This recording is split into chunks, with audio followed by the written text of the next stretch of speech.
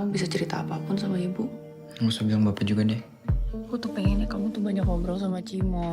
Halo, saya Dian Sastrowardoyo. Saya berperan sebagai Ibu Laras. Saya Ringga Agus Rahman yang jadi Bapak Hendy di film Esok Tanpa Ibu. Dan kita mau ngobrolin film kita Esok Tanpa Ibu. Kenapa kita obrolin? Karena bentar lagi nongol filmnya bisa kamu tonton 22 Januari, itu dikit lagi. Di bioskop kesayangan kamu dan yang pasti nontonnya enaknya rame-rame sekeluarga.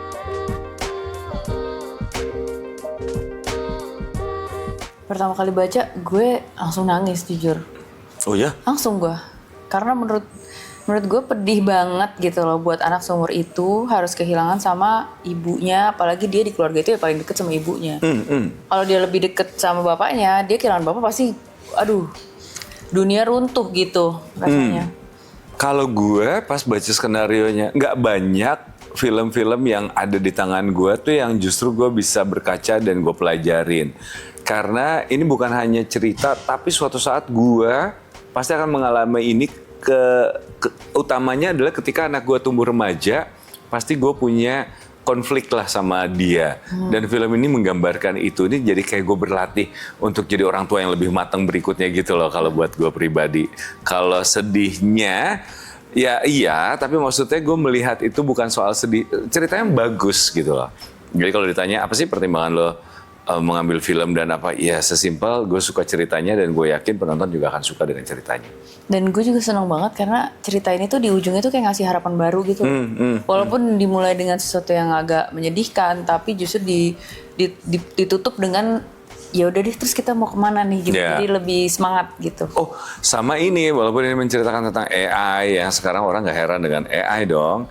Tapi AI ini bukan dipakai kayak apa ya, tools untuk mendukung ceritanya supaya lebih berasa gitu. Nah, gue suka konsepnya semuanya jelas. Jadi pas baca kayak keren gitu, bukan sesuatu yang dilebih-lebihkan, bukan sesuatu yang untuk mencari sensasi atau apa, tapi emang untuk keutuhan cerita dan ini menyenangkan sekali. Iya.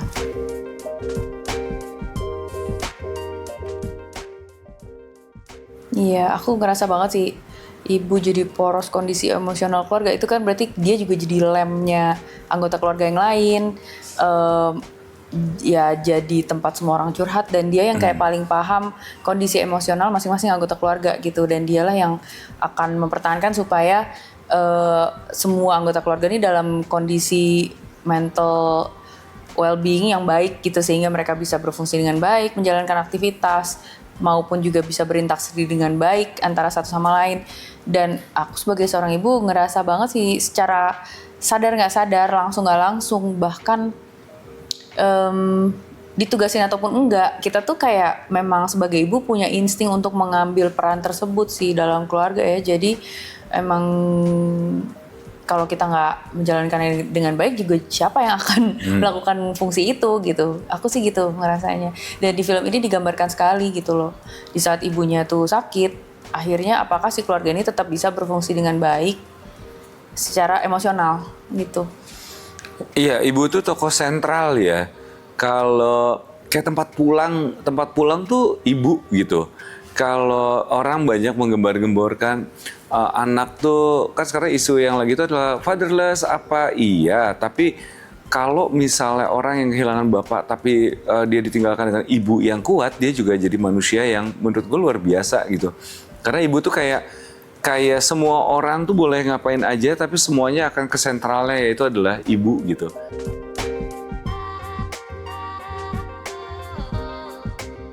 Kalau gue susah loh, kalau anak laki-laki tuh nggak selalu otomatis cerita soalnya.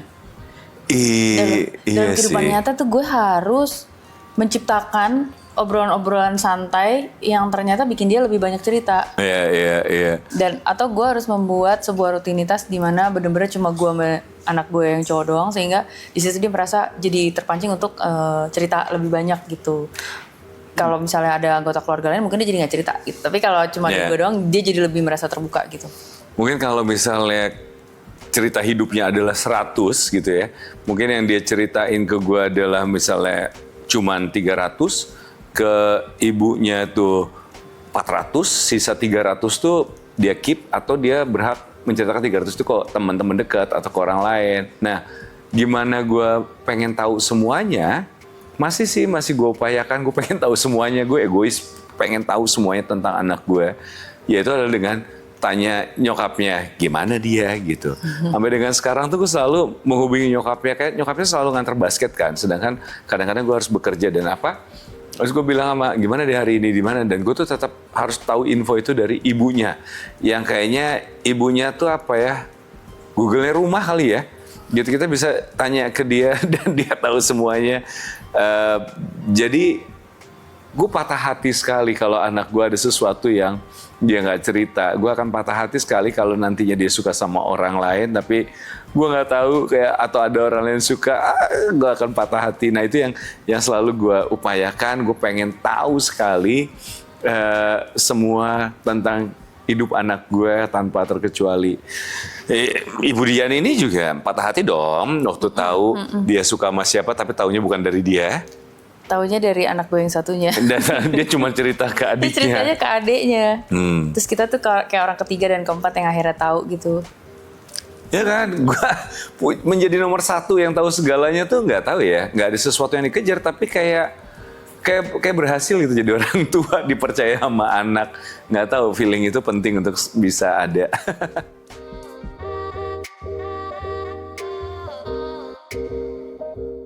Oke, aku belajar banget juga dari karakter Laras, karena karakter Laras tuh bisa banget bikin anaknya si Cimot itu lebih nyaman untuk terbuka, karena Laras tuh nggak jaim di depan anaknya. Dia tuh bisa gitu loh naruh posisi dia tuh sebagai ibu yang mau sok lucu, tapi aku tahu aku nggak lucu gitu. Tapi juga jadi nyaman untuk nggak tampil sempurna gitu. Karena kan kita untuk terbuka kan juga harus percaya kalau kita nggak akan dijudge, kita nggak harus menjadi sesuatu yang sempurna, dan dia akan cerita aja dimanapun dia berada gitu loh. Di proses mana dia lagi ada gitu dalam hidupnya. Nah yang kayak gitu-gitu bikin aku juga belajar banget juga sebagai ibu Dian untuk di rumah mungkin sama anak aku juga bisa berani tampil tidak sempurna gitu loh, karena dengan tampilan-tampilan kayak gitu mungkin si anak juga jadi lebih terpancing untuk lebih banyak cerita, lebih banyak curhat, dan itu beneran terpakai banget.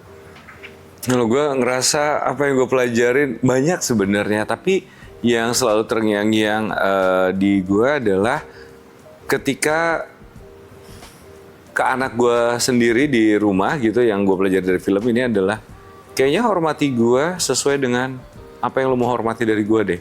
Dan itu yang menjaga gue supaya gue tetap menjadi bapak yang baik dan tetap berusaha jadi bapak yang baik gitu. Gue gak akan mau jadi bapak yang karena gue adalah bapak, kebetulan gue bapak lo, hormati gue apapun yang terjadi. Kayaknya gak gitu ya. Maksud gue suatu saat kalau misalnya gue gak tahu nanti kelakuan gue seperti apa, ya gue berusaha baik, tapi gue tidak akan menuntut anak gue untuk hormati gue gitu. Kalau misalnya ada sesuatu yang nggak lu suka dari gue, lu sebagai anak juga berhak untuk kita obrolin ini. Kalau lu mau mengkoreksi bapak lu, gue akan dengan sangat senang hati untuk kita ngobrol gitu loh. Karena gue akan melakukan itu hal sebaliknya gitu. Karena gue sangat menghormati semua peran posisi yang ada di keluarga gue, istri, anak-anak, adik kakak ini. Semuanya punya porsi yang seimbang tanpa ada yang lebih besar dari satu dan yang lainnya gitu.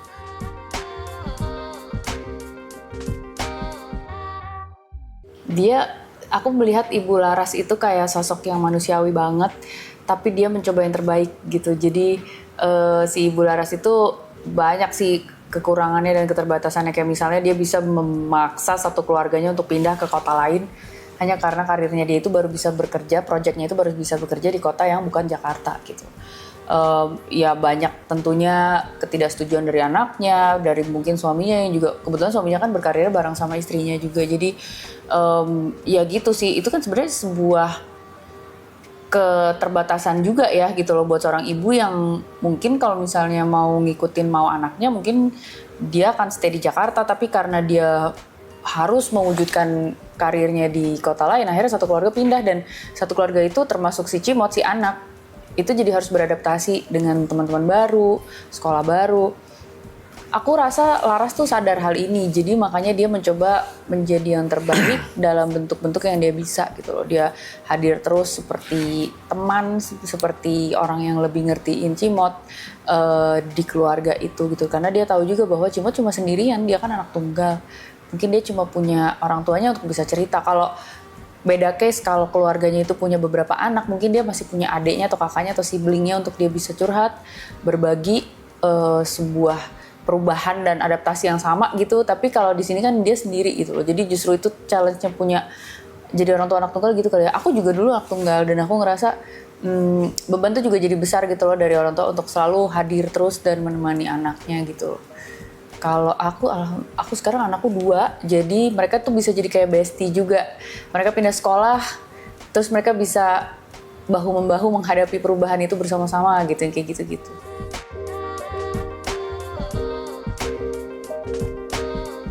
Iya, jadi sebenarnya ada perubahan karakter pada saat aku memerankan Ibu Laras yang orang sama yang kecerdasan buatan, yang AI gitu. Karena pada saat dia jadi ibu, tentunya aku banyak voice acting, dan voice acting itu tuh kalau kita sebagai AI, kita nggak bisa seluas dan sebiasa kita ngobrol sehari-hari kayak gini. AI tuh kayak ada polanya yang formulaik gitu, jadi selalu intonasinya tuh sama, selalu seragam, walaupun maksudnya beda-beda gitu, kayak ada kayak gitunya sih. Jadi itu lumayan kita workshop sih waktu itu, sempet beberapa kali. Karena juga versi ibunya juga ada yang versi 1, versi 2, pas udah upgrade. Ada versi berikutnya lagi, udah upgrade lagi versi 3. Jadi itu udah lebih canggih lagi, udah lebih luas lagi. Tapi dia tetap AI gitu, nggak bisa seluas manusia gitu. Jadi perlu kita bedain sih. Dan itu menarik juga, itu satu challenge baru yang aku baru rasain di project ini.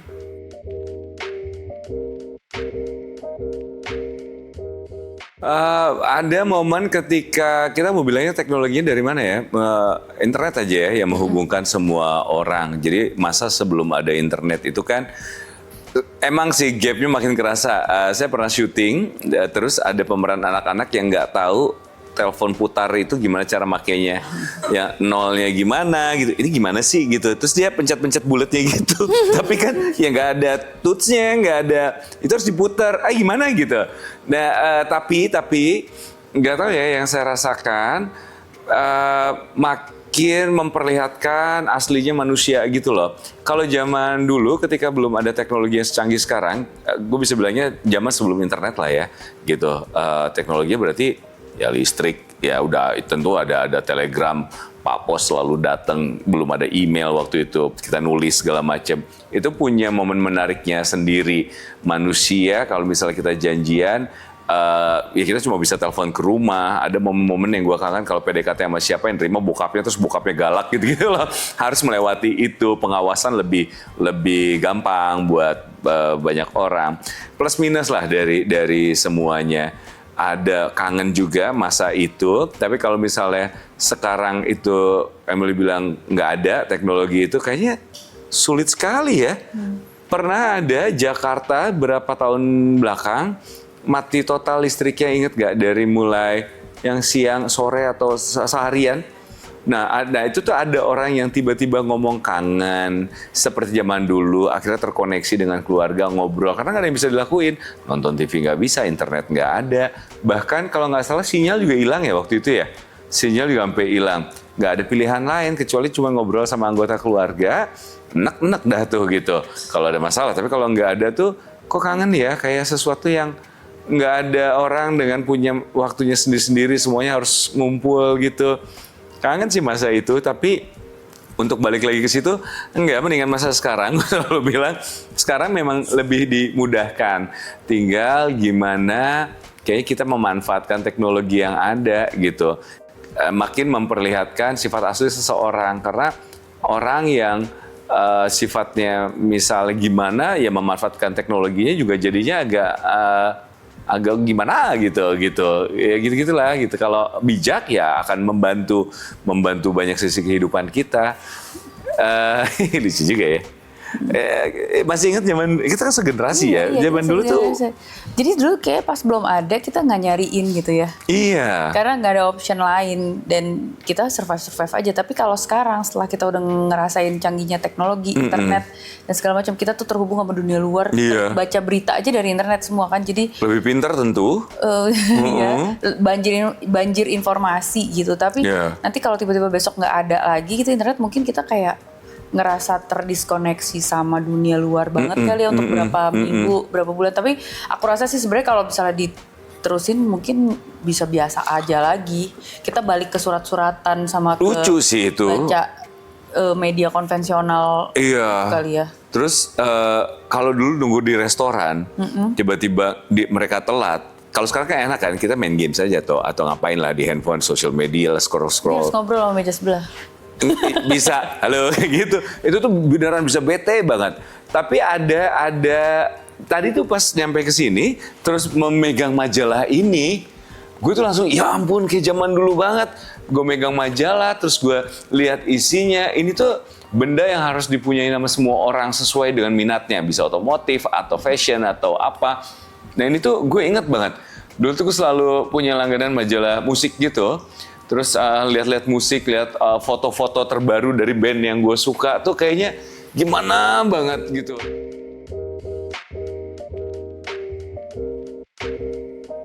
Sama mungkin sama keluarga juga, soalnya itu dihadapi semuanya tuh, bagi waktu keluarga, Iya, produser, main juga, itu gila sih. Aku jujur memang mengambil ke tanggung jawab ini agak lebih banyak daripada biasanya karena yang peran utama tuh lebih banyak porsinya di Ringo dan Ali. Ali lah. Jadi peran utamanya itu sebenarnya si anak gitu. Kita tuh ya bapak lebih banyak lah porsinya daripada ibu.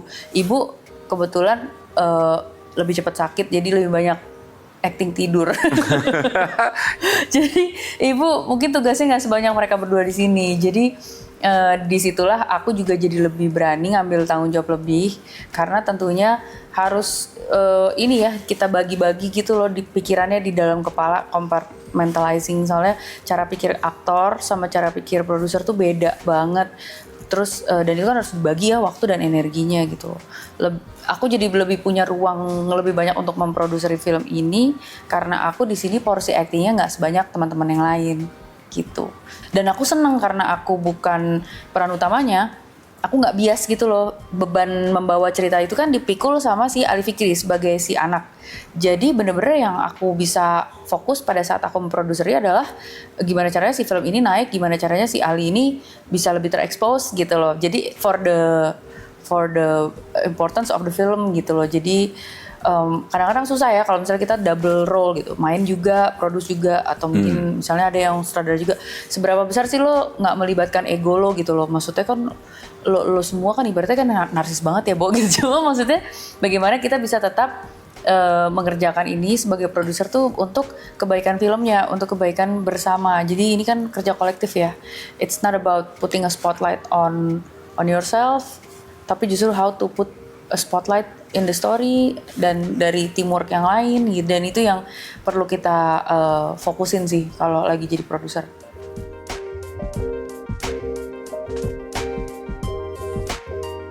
Gue sering sekali melihat kadar Bapak Hendy ini di beberapa bapak-bapak terlalu percaya sama anaknya, naif karena percaya kamu udah gede, tapi sekaligus juga nggak mempercayai anaknya yang tetap masih kecil gitu. Jadi itu kayak lumayan agak otoriter dengan ayolah gitu, atau memaksa, atau kamu udah gede, ayo gitu. Tapi di satu sisi kayak kamu gak segede itu, kamu tuh masih kecil gitu-gitu. Nah itu tuh ada perasaan orang tua yang belum siap menerima perubahan anak gitu. Di beberapa bapak-bapak tuh gue melihat itu, bahkan mungkin di diri gue sendiri juga ya gitu. Kayak gue sekarang punya anak 9 tahun, entah bagaimana gue memandang dia sama memandang beberapa tahun umurnya dia yang lebih muda, kok agak sama ya, tetap anak yang bisa gue unyeng-unyeng kapan aja, gue cium kapan aja meskipun anak gue laki gitu. Tapi ya itu sama kayak Pak Hendy yang kadang juga lupa, anaknya tuh udah besar, udah punya pikiran sendiri yang juga butuh saling belajar tetap untuk memahami. Nah Bapak Hendy ini tuh apa ya, naif aja merasa anaknya tuh harus ada selalu di kontrolnya dia gitu. Padahal anaknya adalah tentunya manusia yang merdeka juga gitu. Jadi gue ngerasanya itu sih Pak Hendy ini agak kelewat naif. Yang naifnya adalah banyak kita temui di bapak-bapak ya, mungkin juga gue.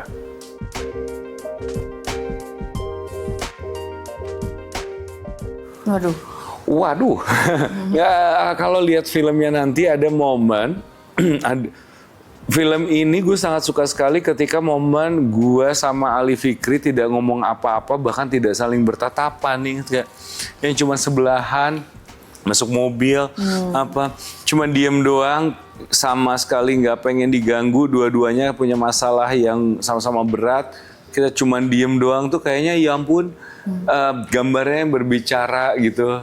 Entah bagaimana rasanya, kayaknya memang nanti harus nonton dan tentukan sendiri gitu. Ada momen di mana apa ya, kalau Ali Fikri adalah seorang aktor yang luar biasa. Jadi bentukan acting ada kesepakatan jalur gitu loh, kesepakatan jalur peran yang kita mau di sini ya. Dan dia sepertinya sudah memahami sekali. Jadi Ali Fikri sih yang luar biasa. Kalau ada satu pujian yang luar biasa buat pemeran di film ini, Ali Fikri, Edian.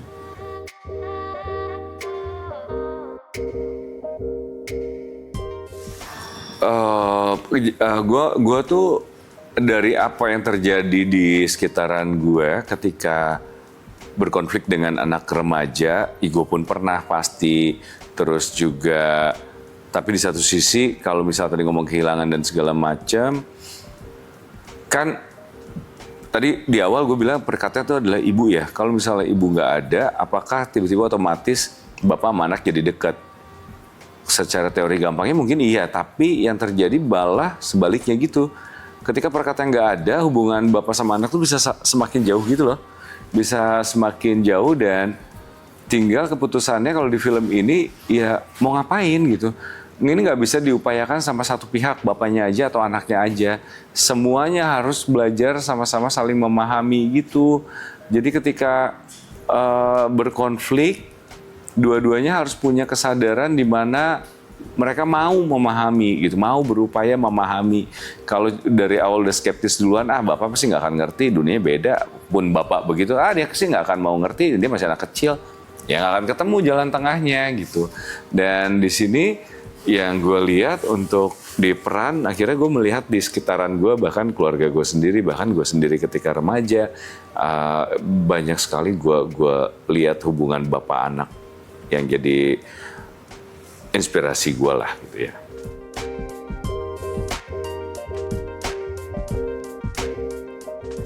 Ini tuh kayak pelatihan yang bagus banget buat kita untuk bisa menyamakan kinerja kita sebagai filmmaker. Aku tuh salah satu yang pengen aku share di sini adalah betapa bangganya kita tuh jadi bagian dari project ini, karena project ini kan sebenarnya banyak keterlibatan dan kolaborasi dari masing-masing negara. Produsernya aja ada dari Singapura, ada bantuan dari dana dari Singapura juga, kemudian ada kolaborasi dengan produser yang dari Belanda, ada sutradara yang dari Malaysia, walaupun dia lahir di Taiwan dan tinggal di Bangkok gitu, dan kameramennya itu dari Singapura. Tapi sebenarnya yang kita lupain, tau gak sih, satu fakta menarik adalah bahwa ternyata kru Indonesia, filmmaker Indonesia, aktor Indonesia tuh sudah punya kompetensi dan skill yang international standard, sehingga bisa memungkinkan kerjasama antar negara ini gitu loh. Baik kita dari sisi produser-produser, sisi aktor dan kru, dan karena kan untuk bisa berkomunikasi dengan sutradara asing ini kan berarti kan perlu skill standarnya yang sama dong gitu loh. Berarti kan ini udah antar negara, ya udah internasional. Dan yang menarik dan yang bikin bangga banget adalah bagaimana ini cerita yang ditulis oleh penulis Indonesia, cerita tentang ide tentang keluarga Indonesia, dan ternyata bisa dapat rekognisi dari international festival juga seperti Busan Film Festival. Jadi kita memang perlu bangga sih, kita filmmaker Indonesia, pembuat film Indonesia, aktor Indonesia itu sudah bisa diakui dengan standar internasional secara kinerja gitu. Dan terbukti banget kemarin sutradara kami yang mungkin baru pertama kali syuting di Indonesia, dia kayak nagih gitu loh, kayak pengen lagi kerjasama sama teman-teman filmmaker Indonesia karena ternyata aktornya jago-jago gitu loh, terus hasilnya bagus, kru, editor, semua kru lah ya, Astradanya tuh handal gitu. Jadi memang ini sesuatu yang perlu kita ceritain lebih banyak lah dan perlu kita banggakan bersama-sama sebagai orang Indonesia.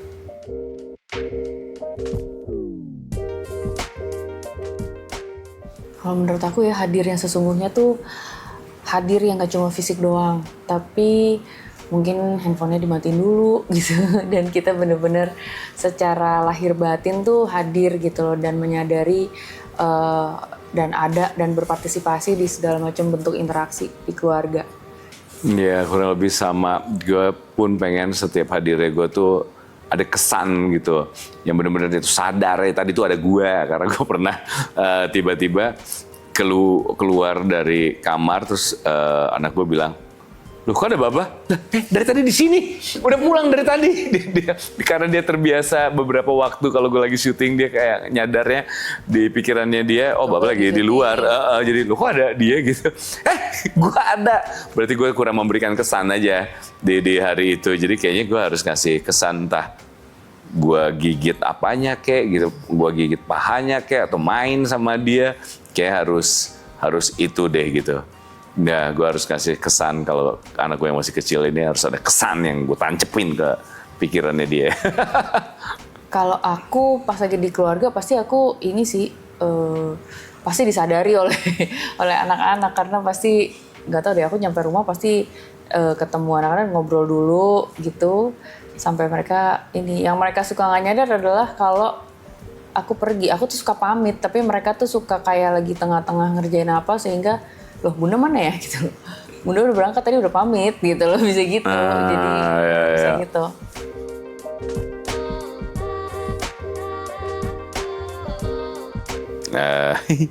Apa ya, ada hal yang selalu gue omongin secara berulang-ulang kalau misalnya buat bapak-bapak tonton film ini untuk menyadarkan jangan terlalu mengandalkan istri untuk segalanya terutama buat keluarga. Posisi bapak juga sebegitu pentingnya untuk ada di keluarga. Makanya komunikasi itu harus terbangun semuanya. Bapak, ibu, anak semuanya punya porsi komunikasi yang sama pentingnya. Kalau aku, ini film Esok Tanpa Ibu adalah film yang menceritakan tentang keluarga yang menghadapi kehilangan, tetapi dengan adanya bantuan teknologi artificial intelligence, kira-kira apakah keluarga ini bisa deal dengan kehilangan dengan baik atau enggak? Itu lebih bagus, yang gue edit aja. Yang lebih bagus pernyataan Budian ini.